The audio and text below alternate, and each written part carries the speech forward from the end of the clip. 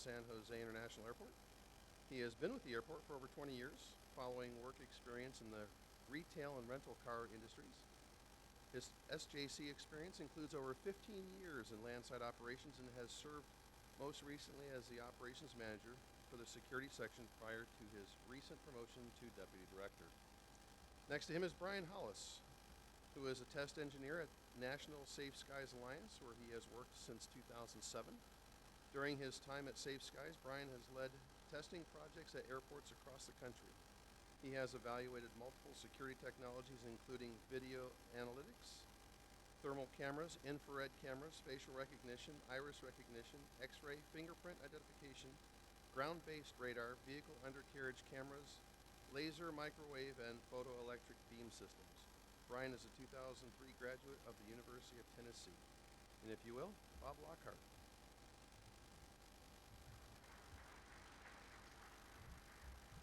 Thank you, Scott. We'll get my slides up here in a second. There we go.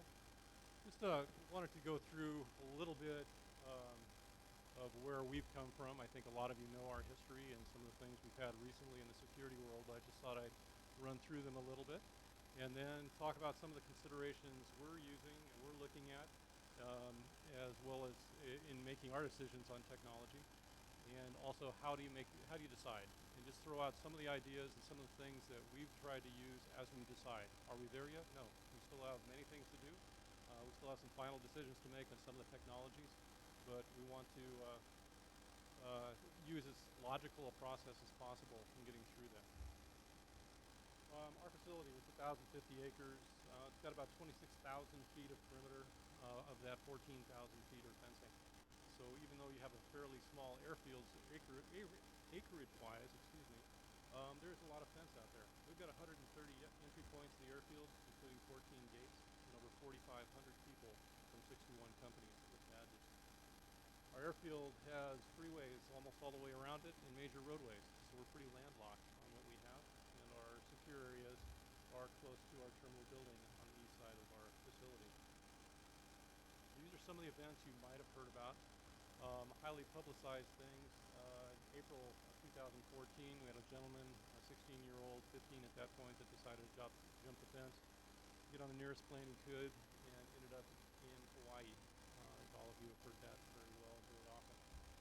2014 August, Marilyn Hartman, our serial stowaway, happened to use our airport and come through, even though it really was not technically an airport security issue. It was a TSA and airline issue. It still gets blamed on the airport. So from a public relations perspective, you're responsible for it. In November 2014, we had a gentleman that hopped our fence into one of our FBO areas. Would have been nothing, probably would never have heard about it, except after he had been stopped within a minute after jumping the fence. He went to the FBO's lobby and then decided to run out the lobby and steal one of our airport maintenance vehicles and drive that around the field to get over the terminal building. So that made the news. In January 2015, we had a homeless encampment that decided to spring up at the end of our airfield, on the public side, of course. And one of the gentlemen there had had a little bit too much to drink that night and decided to go for a walk and hopped over our fence. He ended up walking along our taxiway and getting to one of our guard shacks right near our secure area. When the guard tried to stop him, he ended up jumping the fence, and because of the barbed wire and the angle of the 45 degrees at the top, he ended up not being able to catch himself on the other way down, and we caught him very quickly after he broke his ankle. The last one is the young lady that decided to hop the fence at the right across from where the new earthquake stadium is, right across from our airfield, and decided to walk at about, I think it was about 2:30, 3 o'clock in the afternoon, walking right across our taxiways and right across the two runways to the other side of the airfield. And then was caught by a FedEx employee on the other side. So we've been in the news. All of them keep adding up, and each time we have another one, we're another major incident at San Jose Airport. Unfortunately, as Scott said, there are people that jump fences at every one of our airports. Just sometimes when you get in the news, you stay in the news, and that's kind of what's happened with us. Each of these things have added to additional media scrutiny. We've had congressional hearings, press conferences. We had the famous Administrator Pistol from the TSA, his famous comment that if you build a 15-foot fence, we'll find you a 16-foot ladder. That was made in response to some of the things that were happening at San Jose. Our city council had a public hearing and then ended up having a closed door hearing also, closed session, so that they could talk about the issues. We've had 2 TSA and San Jose PD and our airport in vulnerability inspections around the airfield. And just recently we had the GAO in just to take a look at how we're doing with access control also. So once you get in the news, you get to stay in the news, and they get to come and visit you, and you get to meet all these nice people.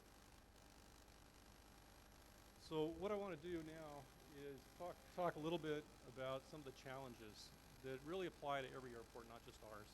And as I go on through the rest of these slides, there really are questions that don't just apply to San Jose, but they apply to everyone in this room probably. The first question you're always going to ask is, does the airport meet security standards? Well, we do meet security standards in every way that the standards are set, but it still happens to us. So are they good enough?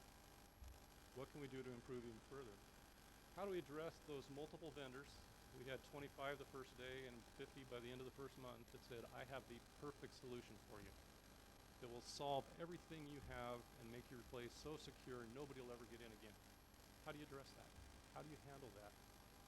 How do you decide, and all of us know that there's many layers of security throughout the airport, but how do you determine which layers are the important ones? How do you beef up the ones that are important for you, for your airport? And then, how are you going to fund it? Because each of those things will cost you money, and not all of us have a pot of money in the back of our pocket. Some of the considerations to take a look at. Your infrastructure. Your infrastructure will probably, and I'm sure Brian will come back and tell this a little bit more, the infrastructure will probably cost you more than whatever system you put in. You're going to need the electrical, you're going to need the communications, you're going to need the poles, you're going to need something. And it's going to cost you more than that $5,000 camera or the $25,000 radar system or the other things that are out there. So you need to take that into account. There's going to be challenges in that installation. How are they going to get there? How are they going to make it work? How are they going to install it? And then is there capacity in your system? And then in the long run to add more to your system. So you need to look at all those pictures when you're looking at that from an infrastructure perspective. From an environment, I'm not just looking at the sun and the wind. You're looking at what is happening around your airfield. The sun will have an impact because glare will impact cameras. It will impact the thermal natures of some of the cameras. The wind and of course jet blasts, if you put it at the end of the airfield, most of the jumps that we've had at our airfield have been at the end of an airfield. So you've got to think about jet blasts when you're putting something up there to watch it. And you've got vehicle traffic. As I mentioned, our airport has freeways all the way around it. So it means you have a lot of moving traffic on the other side. So if you've got a camera that's sitting on top of the terminal building and shooting it out at all of your perimeter, how is it screening out those things on the outside? You've got trees, structures, roads. Some airports have water. Luckily we don't. But even if you put millions and millions of dollars, there's a certain New York airport that put millions of dollars into their security system, and a jet ski came right up to the end of their runway, and they walked for a mile and a half down their runway without being noticed. So everything has to be looked at when you're looking at these things. Accessibility. Not just visibility, but accessibility. Can the public climb that fence as well as the vendor that's putting it up? Can you get your things in the right place so that they'll do the job for you but be protected? Do you want them to be seen, or do you want them hidden? Some things you want to have seen so that they know it's there. If you've seen a lot of the power facilities that are around now that are putting up a lot of cameras, they're putting up there intentionally so that they're showing that they have some sort of security on their site now. Do you want that? For many years at our airport, we didn't want to look like a prison. Okay, we didn't want to have all the barbed wire and all the serpentine and all the other things. Well, very honestly, at this point, I think we need to do something to make it look that way so that people feel we're doing something. Is it necessary? Is it going to change somebody getting over the fence? Probably not dramatically, but it will make the impression to the public who has to travel through your airport and feel secure that you're doing something. Integration. Will it work with your systems? Does it need to work with your system? Do you need to have it integrated in with what you have already, or do you want a freestanding system? Do you want a different screen in your operations center so that it comes up and flashes at you and it doesn't tie into your other cameras? Or do you want it to tie into your system? How is the best operation going to work for you so it can be monitored effectively and efficiently? Some systems we've looked at also are monitored by others. Do you want to have a third party that's off-site 40, 50 miles away that's going to give you a call and say, hey, by the way, I just saw something.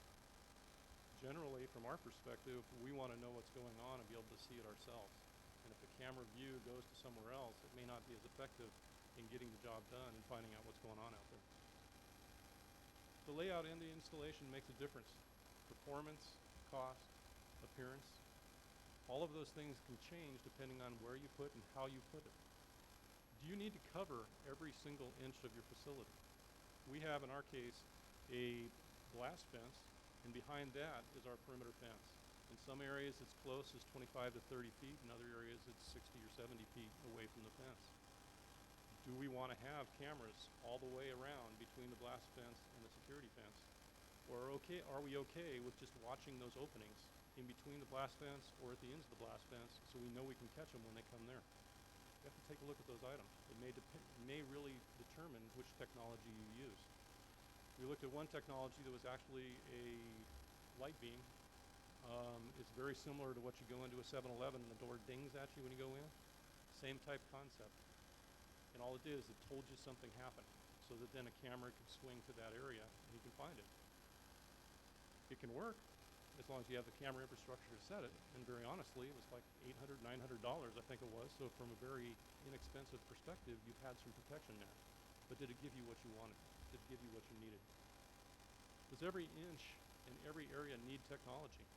Maybe you don't need technology in every area. All you need is that big fence. Maybe between buildings or other areas like that, it doesn't do you any good to have a whole bunch of technology because you're just going to have to run a lot of wires and really not get a lot of service. Do the cameras or the readers need to overlap, or are they built with a strong enough, long enough range to be able to really work with each other rather than overlapping each other? Some of the things we found, and I know Brian's found in his testing in other places, it makes a difference with your weather conditions on how long your range is on some of those technologies. And so you may need to put them a little closer together to ensure that you're taken care of when it gets foggy or when it gets rainy or something like that. So you really need to know what that true range is for your optimal use. Take a look at your initial and your ongoing costs. Everybody can sell you on their costs. I've got the cheapest product on the market. I've got the best value for the price. Well, what are their maintenance costs? What are their ongoing costs? Are there licensing costs that go into it every year, year after year after year, that add up and could potentially double the cost of your system if you don't watch it and can't stay on top of it? What it's going to cost you to upgrade? What is it going to cost you to add that one more camera to the system? That one more pole? Does it cost you twice as much more because now you've got to go that much more with infrastructure or that much more with your camera costs? And do you have enough storage capacity? Do you have those archivers for your cameras that have enough space in your camera's memory to be able to handle that one more camera, or are you going to have to upgrade for another $15,000, $20,000, $25,000? And then how local are the repair parts and the service? How many systems are made in Germany, made in France, and it's going to take you 3 weeks to get that camera part or a piece of equipment? We have a lot of US-made equipment that works very, very well. We also have some foreign-made equipment that is made very, very well, but it will break. So what is it going to take to get it there? Do you have a contractor or a vendor that's local that can help you? Or is it something that you're going to have to take somebody from out of town that flies in just once a quarter instead of within the 2 to 4 hours you really want them there? And then funding. Funding's always going to be an issue. Do you have the money? If you don't have the money and you're trying to get AIP funds, will it pass the test for funding? We currently have a system right now that we put out for bid and everything's great, but unfortunately we're running into a problem with 100% US made on some of the product. So we have to take a look at it again and decide, are we going to continue or not? And we've got to make those decisions, so it's something to take a look at. And the other thing to take a look at on funding is, can you build it over time, or do you have to do it all at once? Is it a system that requires, and one of the things we ran into when we got all those 50 or so companies at the beginning, about half of them are integrators. And that's great. They have very good products and everything's fine, but you got to have that base equipment in first before you can use an integrator. So if you don't have your base equipment in all the way around, how do you integrate that system into anything? So what we've tried to do is look at it from a perspective of, can I build this? Can I put the equipment in, the hardware in, and make the system work, and then start bringing the integrator in on top of that so that we can really have everything flash up on the screen and point the cameras at the same time the alarm goes off and everything else. how do you decide? Bottom line, you need to know what your airport wants. You need to make that decision. What do you want to achieve? And it's both short-term and long-term. You're looking to find out where you want to be in 5 years, in 2 years, in 6 months. We may take a look at a process of having some mobile cameras put in that have Wi-Fi access so we can get some monitoring capability while we're building out a permanent structure. And then have those mobile cameras available for construction projects or other things down the road. That may be an option for us. So it's something you need to take a look at, what you want to do short-term and long-term. You also have to be realistic in time frames. Everybody will sell it to you and it'll be in 6 weeks and you've got it up in a month and a half. Okay, well, that's not going to happen.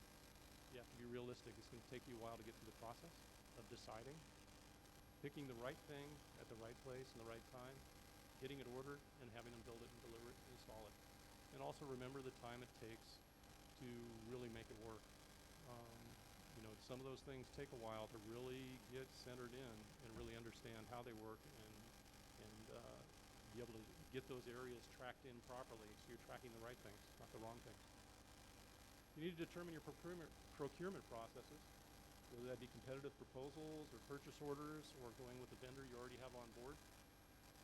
And you need to take a look again at the AIP funding, any cooperative agreements. Possibly you can work with your tenants or your contractors and see if you can come up with some of those systems within and go that other path to get the equipment, because sometimes your city or port authority will not have that funding process that works real smoothly and quickly when you want it right now. Also reach out to other airports. Somebody somewhere is doing or has done exactly what you want to do. So take a look around and find out. Whether you're using some of the interior organizations through SWAAAE or ACI, or you're using Safe Skies, who works with multiple airports, it's something that's worth checking to find out what else other people have done, because they may have better test results or real-life test results that go beyond some of the testing that Brian and his company's done or that you've done yourself. If funding's available, use a knowledgeable security system consultant. I say knowledgeable security system consultant because not all consultants really know security. They'll say they will, and I don't mean to denigrate any consultants in the room, but the reality is that there are some people that know systems very, very well, and they can really give you some good expert advice to make sure that they're also giving you the full rounded view, not just the product that they like or they're trying to help push. And then use the technical experts to assist you, whether it be Safe Skies. We found that our law enforcement group actually has some good skills and abilities to provide us some information on what they've seen. And also the federal agencies, TSA and FAA, can help in certain ways as long as you ask the right questions to the right people. What are your expected outcomes as you go through this process? You're going to come up with a visible deterrent and an improvement to your airport security. It's going to look better, feel better, and the customer's going to like it. They're going to successfully integrate into your existing layers of security. It's one of your multiple choices that you have as you go through things. It'll improve your capabilities to detect and deter the unauthorized personnel and vehicles. That's really what security is about. Making sure that those unauthorized people and things don't get through onto your field or into your aircraft. And bottom line, you've got that safe and secure environment you want for yourself, your employees, and your passengers. So now I'll pass it on to Brian and let him move on from here.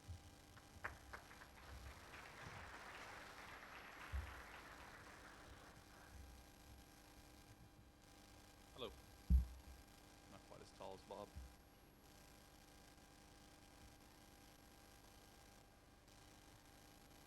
All right, first of all, thank you very much for having me here. It's an honor to be here and to be able to speak to you. I'll start off just telling you a little bit about our company. I don't know how many of you are familiar with Safe Skies, but we've been around since '97. I clicked one too many times. We are based in Alcoa, Tennessee. We have offices there at the McGee-Tyson Airport, and then we also have a separate office in DC at Reagan Airport. We're a nonprofit. We're grant funded through the FAA. And we are ISO certified, so that dictates all of our processes. There are essentially 3 main programs to Safe Skies. I'm going to start off talking about the bottom 2 there on the slide, PARIS and FAST. PARIS is the Program for Applied Research in Airport Security. It's not one that I clearly work with very often. We also have FAST, and FAST is Find Airport Security Technology. It's on our website. It is a database that vendors can supply up-to-date information to about their systems. And then you can go through and sort based on technologies that you're interested in learning more about, and can quickly and easily get that information instead of having to do a basic Google search and find out more that way. Harris is, again, it's a applied research program. It is committee-driven, so anyone really can submit a proposal to the committee, and those are reviewed by the committee and then selected the ones they think are going to have the most immediate effect on helping airport security, and then those grants are issued and the reports are put on our website at the end. Assist is the one that I work with most often. That's what we did with San Jose and at other airports all across the country, and it is an airport security system integrated support testing. We're very acronym driven, just like all of the airport industry. And that is where we can conduct testing either at an airport or at our facility. If we conduct an airport evaluation, as we did on several occasions with San Jose, it's typically a 2 to 4 week process. We're very familiar with operational activities at an airport. We try not to affect that as much as possible, try to stay out of the way, try to stay off peak times, that sort of thing. Work closely with the ops teams to make sure that we're having as small a footprint as possible. If you'd like to know more about what it's like to work with us, I'm sure Bob, not putting him on the spot too much, will be happy to tell you about that. And then if we conduct a test at our facility, it's typically a 9-month evaluation. And the reason we do that is with a longer evaluation at our facility, we're able to get 3 different seasons. So no matter when we start it, we get 3 seasons, and you get a little more of a look at how weather can affect systems. Now, we're in a pretty temperate climate in East Tennessee, but we still have some snow occasionally, a lot of rain, humidity, those sorts of things, all the things that can affect a system.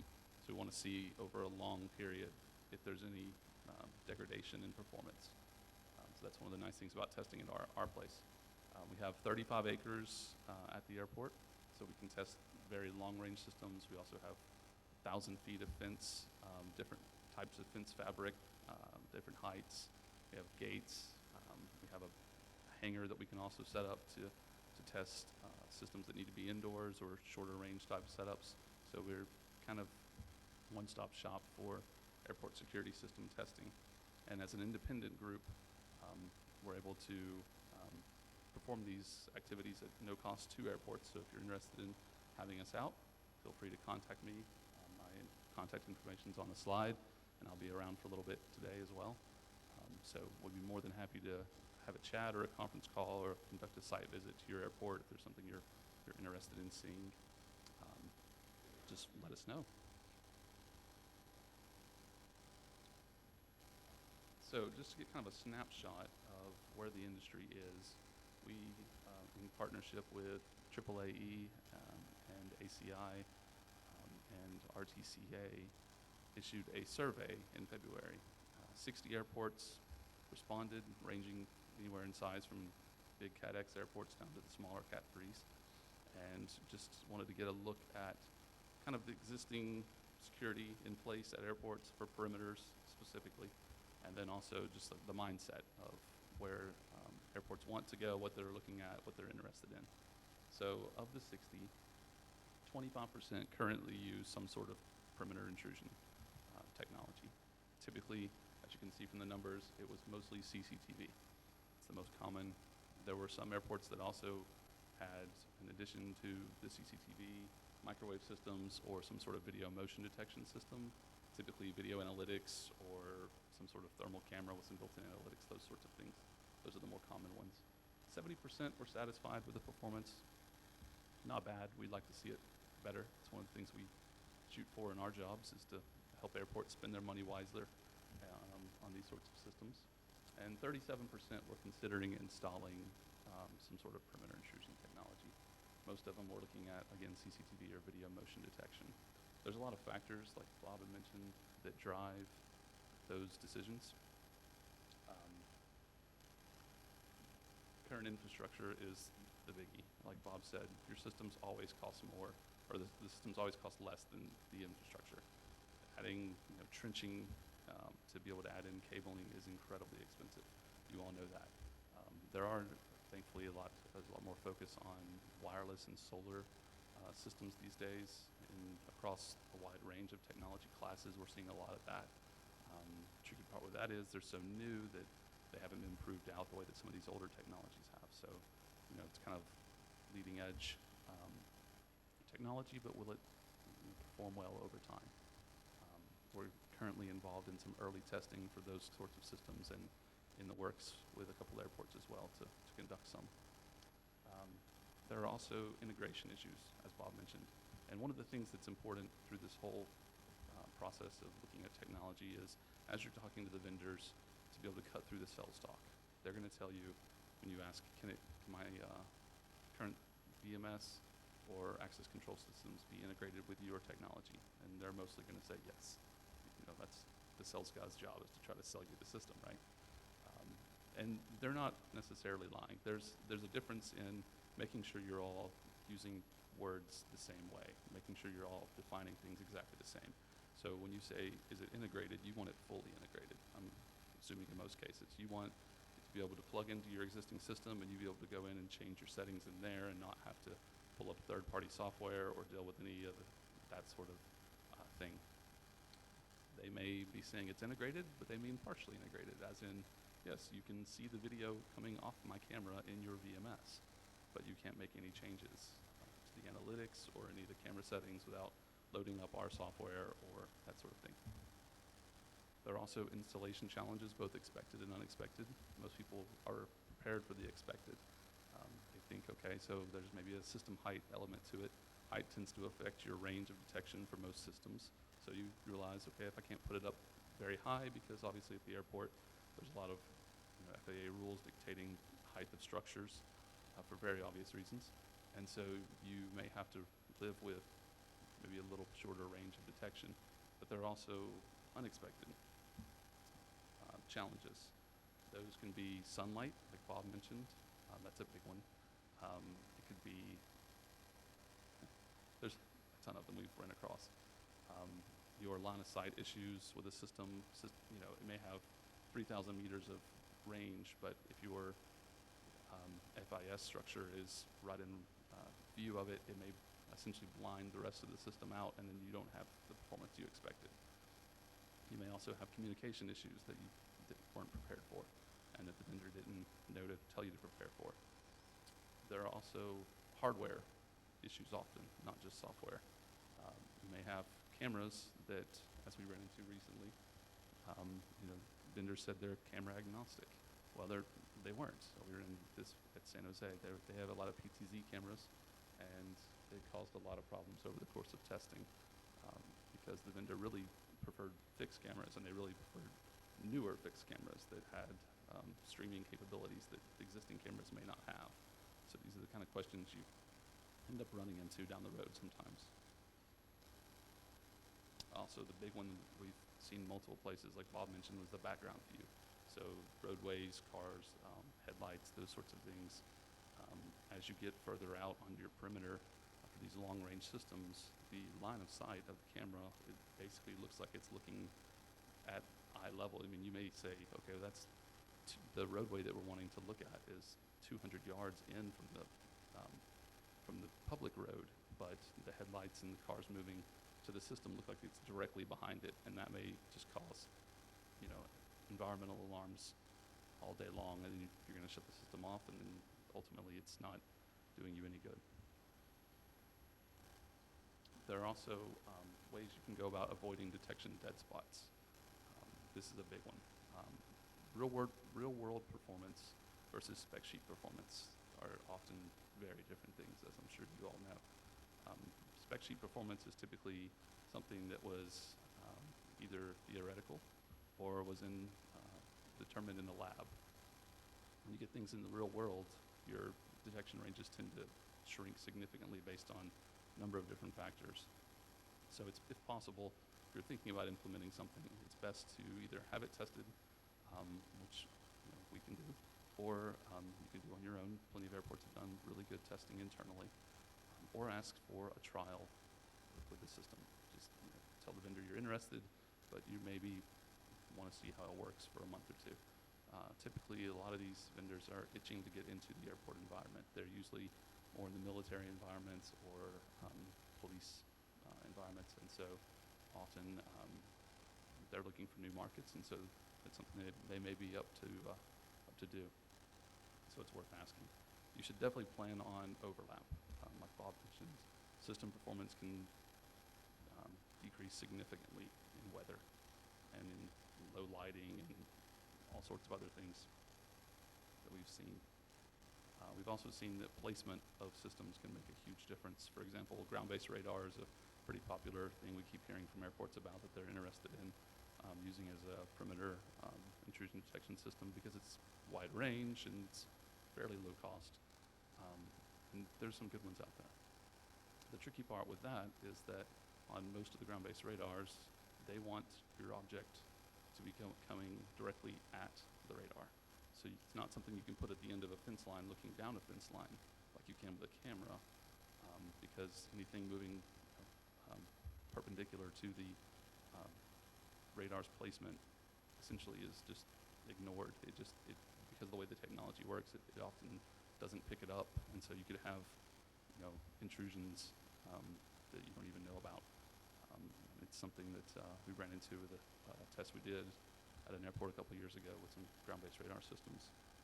And then placement for analytics-based systems can often be affected by light conditions. That's a huge one.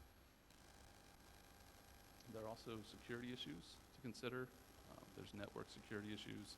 With a lot of these systems, the nice thing about them going wireless and solar is, there's less infrastructure cost, but you may have some concern from your IT department about the security of the network that the companies are using for their wireless security. So it's worth checking with IT to make sure they're comfortable, make sure they've checked it out first. There's also a few systems we've ran into recently where a third-party company monitors the video feed. Those can be great. They can be a low-cost solution because you're kind of leasing the equipment versus buying it. So there's less upfront cost, but you have to ask yourself, are you comfortable with this other group seeing all of the activities at your airport, and are you confident in their security? What happens if they get hacked? Will they be able to, whoever's infiltrating their system, be able to get anything of value that you don't want anyone outside the airport to see? There's also funding concerns, like Bob said. Everybody knows it's always an issue. There's also the initial cost versus the recurring cost, the licensing thing being a big one. Make sure to ask ahead of time if it's a yearly license or lifetime license. Make sure to check and see if there's an on-hand parts list you need to have. You don't want to get surprised, and like Bob mentioned, to wait 3 weeks for a part to come from overseas when it's something they know that routinely it may break. So it's good to have that on hand, but it also adds to your cost.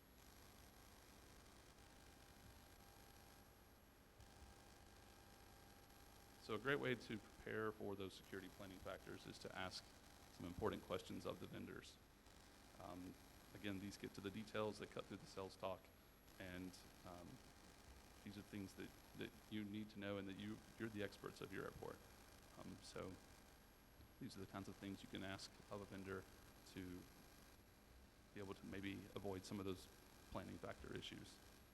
One big thing is I would recommend, if you're talking to a vendor seriously about implementing some technology at your airport, is to ask for an applications engineer or someone from a support field to be there in addition to the sales guy. The sales guy, his job is to get you to buy the system.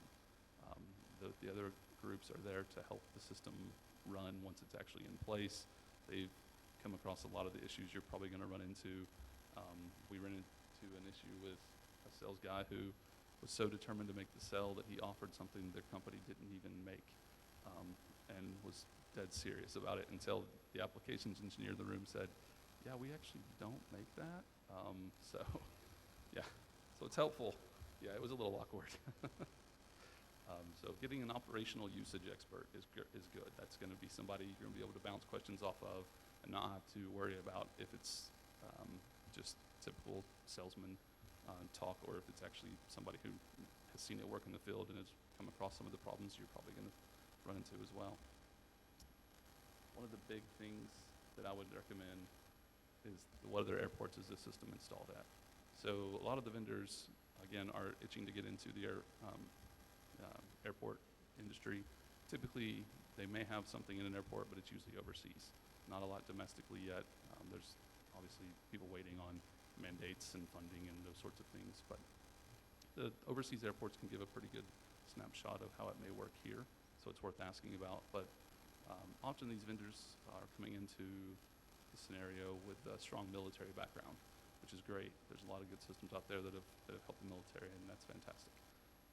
The environment's very different, though. At an airport, you have a lot more activity around the perimeter than you obviously do at a military base. You usually don't have public roadways surrounding the military base. So they're used to quieter scenes typically. They're also used to an environment where you need to know immediately if somebody gets in. You're not as concerned about false alarms, environmental alarms, whatever you want to call them. You know, if you're in a military installation, you need to know if someone's coming at you or coming in. At an airport, there could be a million different things going on around your perimeter that you don't need to know about. You just need to know when someone gets in, and some of the systems are better at that than others. So that's why it's always helpful to ask if they're in other airports and how they've done there. Ask about post-sales support. Just make sure that they offer good post-sales support, that basically they're not going to hand it to you and run away. You know, that's something to not be terribly concerned about, but keep an eye on that kind of thing. The expected recurring cost, we talked about that quite a bit. And then false alarms versus environmental alarms. Again, this is making sure you're on the same page with your definitions. Most vendors will claim their system has no false alarms, and they're usually right, but they're not necessarily meaning it in the way that you may mean it in the airport industry. A false alarm to them is something that's occurring for no reason whatsoever. An environmental alarm, is the way we term in the Safe Skies, is an alarm that's caused, could be by someone mowing the grass at the airfield, someone just conducting a perimeter check. Any of the normal activities that occur, the system may not be able to filter those things out. So the vendor tells you there's no false alarms. They're not thinking necessarily the way you're thinking about it, and you don't want to get in a situation where you're flooded with these alarms, and so you have to shut it off. So just again, make sure you're speaking the same language. What factors influence detection? Again, weather is a big one. Some of them can't perform well in fog or wind. So those are the kind of questions you want to ask. And then like Bob mentioned, how long after your installation can you actually go live with this thing? How long is it going to take before it starts working? There may be a long burn-in period, and where they're tweaking and making changes, and maybe you weren't prepared for that. So it's the kind of thing to ask up front, because it's helpful to everybody involved if the system performs well. If the vendor's happier, you're happier. It's doing what you're paying good money for it to do. And then lastly, just finish up with some of the technology classes and kind of a basic starting price. The range of prices is pretty varied based on detection distance, volume pricing, GSA scheduling. There's a number of different factors, and most of the time, as I'm sure you've seen if you've been on any of the vendor websites, they don't just put a price at the bottom. It's not Amazon. So it's a little trickier to get a specific price out of them. So these are just basic guidelines. As you can see, they range all over the place. So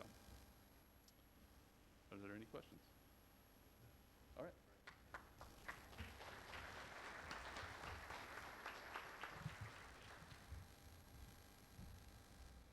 It occurs to me that part of my airport, which was the former Air Force base, has a federal penitentiary over there where the weapon storage area was. They have a system that keeps people from getting out. It's 3 fences, the middle of which is a lethal fence. Touch it, you die. I don't think we could do that around airports, could we? That'd be not very politically correct, but we would keep people from getting onto our airports. With that cheery note, what questions might you have of our panelists? Somebody? Anybody? Up here? And we have a microphone.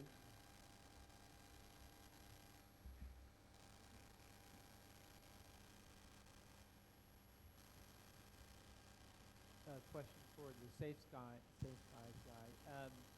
Have you looked at or are you planning to do any research on exit lane technology? Yes. Is this one? Okay. Yes, we have. We issued a guidebook at the end of, that had been 2014 when it looked like it was going to be handed over to the airports. Is that right?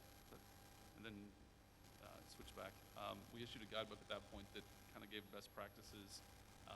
It's available, so if that's something you're interested in, please feel free to contact me, and we can get you a copy of that, and be more than happy to. And actually, any of our reports are available to any airport security coordinators at the commercial service airports across the nation. So if there's anything you're interested in, we can even send you a list of all the systems we've tested over the years, and be more than happy to do that, give you an idea of what we've looked at. Yeah, Carl Honecker from Moffett Field, and you guys are talking about a lot of high-tech stuff, but the low-tech answer, as you were talking about, sometimes is the solution. I don't really see a standard out there for fencing, but maybe you could give me some ideas on what's the right kind of fence to do for commercial service airports. Depending on who you talk to, there is or is not a standard, either from the FAA or the TSA. There's guidelines that are out there, and I know we have a lot of the FAA folks here that probably will have some better specifics as to what there is. I know the fences range from anywhere from 4 feet up to 12 feet, and sometimes higher in some areas, just depending on which airport you're working in. We, for example, have now established a new standard of 10 feet high with barbed wire on the top, 45-degree angles, and in a V rather than just on one side. And we're going to do a 1-inch mesh rather than a 2-inch mesh. We actually have a welded steel product that we're looking at. It's a welded mesh fencing product that we're looking at, but we're having some issues with that right now. But I think you can talk to almost every airport, and every airport's got a different type fence or style fence or everything like that. And unfortunately, and I guess rightfully so, you don't necessarily want TSA or FAA telling you have to use a specific type because it may not be appropriate for your facility. Other questions? Going once. There she is over there. Hi, good afternoon. This is a question, I guess, for both panelists. I've looked at RF technology, for the perimeter, putting down satellites to see who may be intruding on an invisible perimeter. And I was just wondering, what were your thoughts about that? Because it seems like a cool technology, but I wasn't aware of the other associated costs or considerations that come with it. Right. Well, since Bob's pointing the microphone at me, I guess I'll answer. It's not something we've actually tested. It's something we've looked at, and we're always looking for new things to evaluate, to check out. We've tested different non-satellite-based RF systems that we can get you information on, but nothing to that level. So, Other questions? Over in the middle.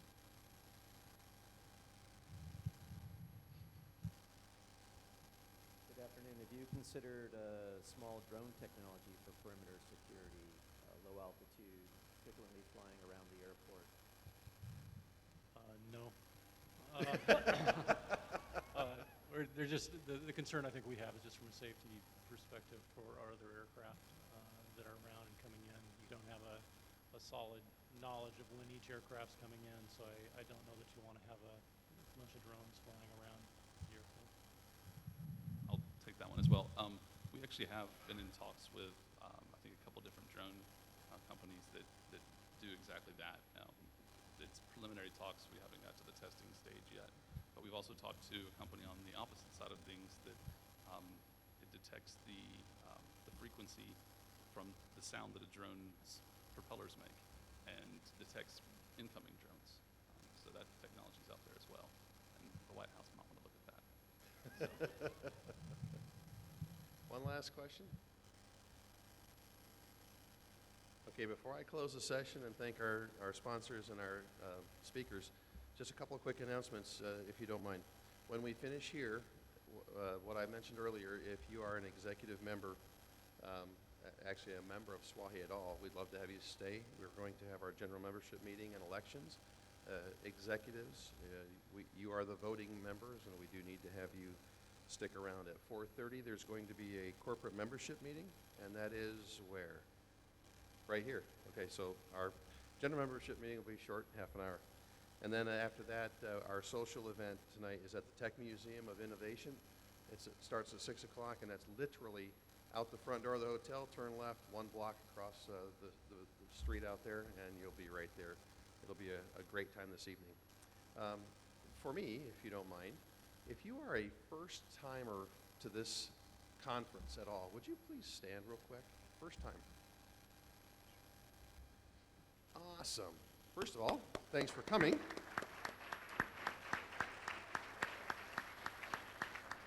Second of all, only 2 of you said you were first-timers when you registered. We have this cool patch that goes on your badge, so we can say, thanks for coming. You can get these at registration. I have a few more of them in my pocket, but get these at registration, stick them on your thing so we know that you're a first-timer. Also, students, one more time, please. All right, thanks for coming.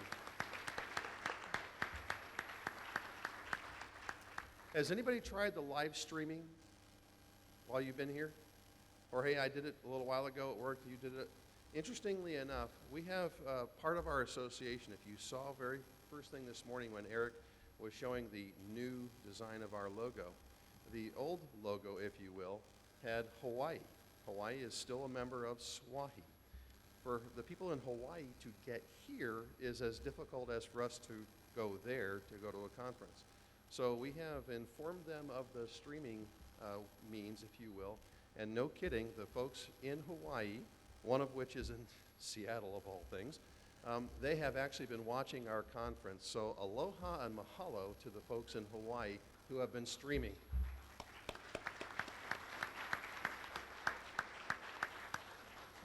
Okay, with that being said, we, as we have with all of our sessions, we have a nice set of thank yous from the Wounded Warrior Project for our speakers, if you will, for Bob and Brian. Thank you so much for taking your time and coming today. And lastly, again, the sponsors for this session, Morrison Merrill Incorporated, Burns and McDonald, Applied Pavement Technology. Let's thank them one more time. And if he or they are in here, I will now yield the floor to the association members for our elections. If you will, stick around unless you have no business with that and want to take off. But please, executives, definitely stay. Thank you very much. And gentlemen, Bob.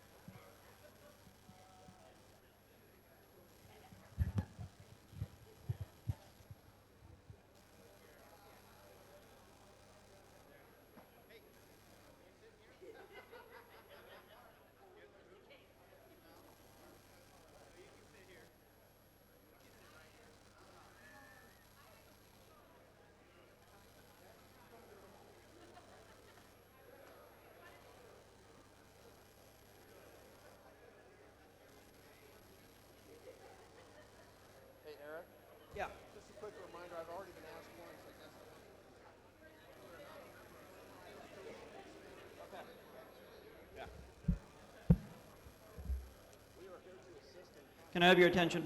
Wow. Woo! Good thing I wasn't singing. Can I get your attention, please? Oh, did you turn that down now? I got to get closer.